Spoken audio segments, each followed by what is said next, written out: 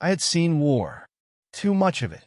The chaos, the bloodshed, the countless lives lost in battle. As a soldier in the United Earth Forces, I had fought on distant planets, in far-off galaxies, where the stakes were high and the lines between right and wrong blurred into insignificance.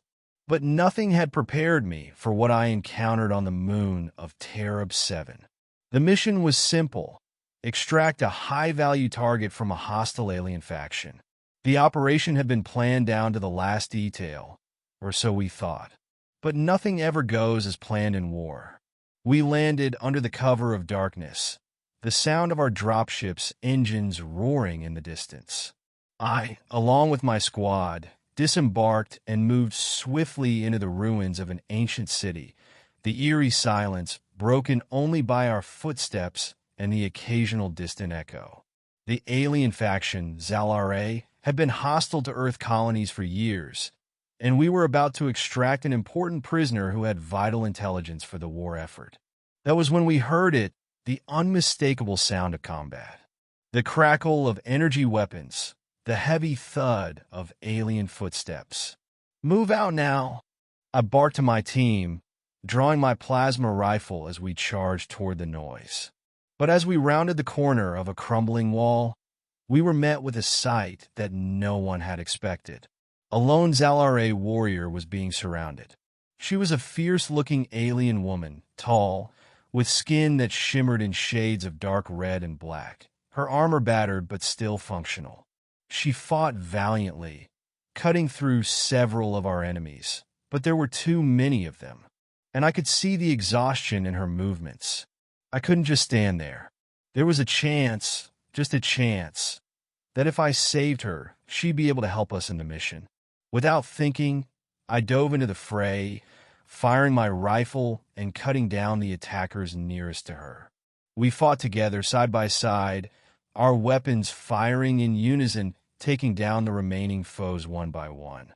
When the last of the enemy soldiers fell, the moon's silence returned, save for our heavy breathing. I approached the alien warrior, who was now kneeling on the ground, her weapon lying beside her. Blood, dark and viscous, dripped from her wounds. She looked up at me, and her golden eyes locked onto mine. "You saved me," she rasped, her voice low but grateful. Her accent was strange, foreign, yet somehow familiar. "Why were you fighting alone?" I asked, kneeling beside her, checking the severity of her wounds. The armor was torn in places, but her breathing was steady. "I had no choice," she said softly. "My people were defeated. I was abandoned, but I knew I could still fight, even if it was for nothing." I hesitated, not knowing how to respond. Her people, the Xal'ra, had been Earth's enemy for years, and now here I was helping one of them. But she had fought alongside me to protect us. She had saved lives. And in that moment, I realized that war, in all its complexity, wasn't just about enemies and allies. It was about the choices we made.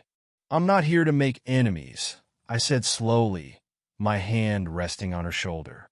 "I'm here to protect those who need it." Her golden eyes flickered as she studied me, something like respect in them. "You are different," she said. "Your kind is different from the others I have fought." I helped her up, supporting her as best as I could. "What's your name?" I asked. "Kala," she said, her voice gaining strength. "I am Kala, a warrior of the Xal'ra, and I owe you my life." "Then let me repay you by getting you out of here," I said, looking at my team who had started securing the area. "We got a dropship on standby." But before I could turn away, Kala's hand grabbed my wrist with surprising strength. "Wait," she said urgently, her eyes narrowing. "There is something I must ask of you. Something that will require more than just your strength." I frowned, unsure of what she meant.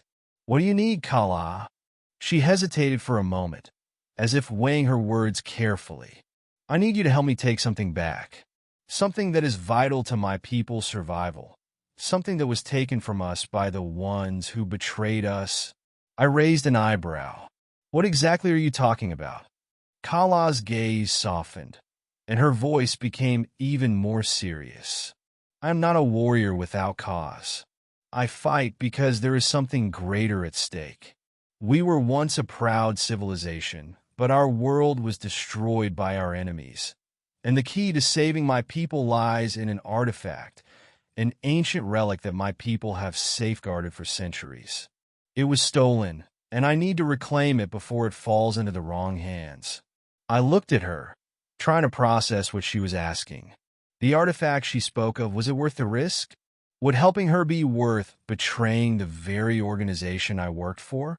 I had no answers, but I couldn't ignore the way her eyes pleaded with me. I nodded slowly. I'll help you, but we need to get you patched up first. Then we'll figure out what comes next. Kala's golden eyes softened with gratitude. You are the first human to ever offer me such kindness. My people will remember this. The rest of the mission would change everything. The artifact Kala spoke of was a key to ancient technology, something capable of altering the balance of power between the Xal'ra and the Earth. But it was also something that could end a war if used correctly. As we ventured deeper into enemy territory, with Kala's guidance, I realized that I had made a choice, one that would define the future of both our worlds. She was no longer just an alien enemy. She was a person with a past, a future, and a cause worth fighting for. And the request she made, that simple plea, had changed everything. It wasn't just about the mission anymore. It was about doing the right thing, no matter the cost.